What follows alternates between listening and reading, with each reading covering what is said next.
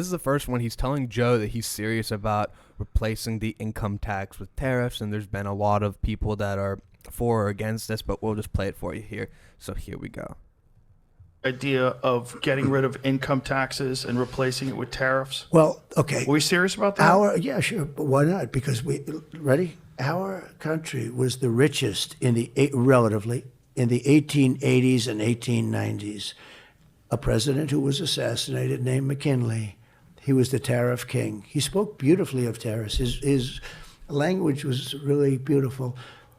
We will not allow the enemy to come in and take our jobs and take our factories and take our workers and take our families unless they pay a big price. And the big price is tariffs. And so when he was talking about tariffs, I didn't really understand tariffs, but more and more when he was talking about it, I started understanding more. Yeah, it's the tax on goods that are being shipped out and that we're receiving. But basically, I mean, to my understanding of tariffs, we are. It's funny because I was talking with her uncle about tariffs because this didn't make any sense to me because what it is ultimately it's a tax. But again, then ultimately it goes two different ways. We can say that the companies are going to charge more because they're being taxed more to get what they need to make said product or to make it outside of the country and ship it here, whatever the case may be.